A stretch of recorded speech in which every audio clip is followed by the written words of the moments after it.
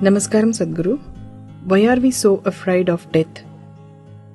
See, right now, why there is so much fear is the substance of your life is only in your clothes, your jewels, your education, a few people that you gathered around you. That's all the substance of your life is. All these things can be taken away from you any moment, isn't it?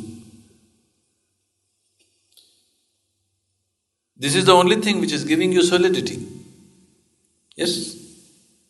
That little bit of education, your clothes, your jewels, your bank balance, a few people around you, this is all that is giving you some sense of solidity of being a being. This is not a being, this is a patch-up job.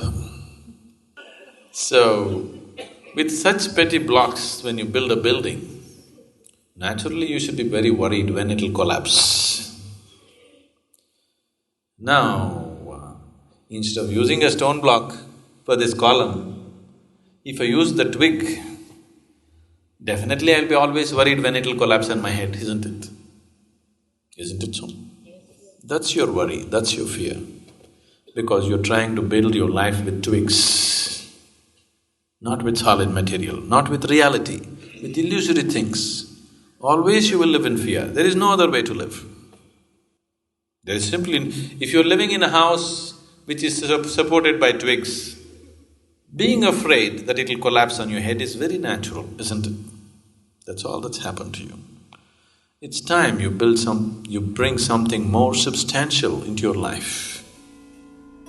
If you bring something more substantial, then suddenly you find, if you sit here, everything is fine. Life or death, still it is fine. That's how it'll be. It's a very beautiful story. Buddha, on the last day of his life, he always had a breakfast of rice gruel in the morning.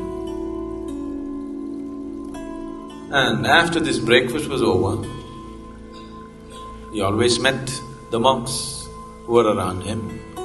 And every day he said, if you have a question, you ask. This went on for 40 years. 40 years of his enlightened life. Every day after breakfast, he spoke. Whoever was there, 10 people, 10,000 people, whatever number, after breakfast he always sat down and spoke. So on the last day of his life, he knows this is the last day. He had his rice gruel and he sat down and he said, today is the last day. If you have anything to ask, ask. So many of the monks started crying. I said, what are you crying? At least some other day if you were crying, it's okay. Today is the last day, don't waste the time because it's ticking away. Some other day you could cry and roll and you had time for all those things. Today, if you want to ask something, you ask. He was surprised that people are crying. But Master, we have been with you for so long, you're leaving today and they're crying, nobody asking any questions. He said, stop this nonsense, ask some question. Today's the last day, any doubt? Let's clear it. After that there is only teaching, nobody to clear this and that. See, with every teaching you can get into a mess. When the Master is alive, constantly is de-entangling you. Afterwards, no de-entangling, just sadhana is all that is there.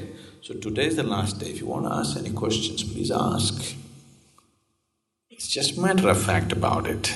He's lived well. When death comes, he will die well. He's so certain that he'll die well. So, it's just another day. One day you took on the body, another day you walked about with the body, another day you leave the body.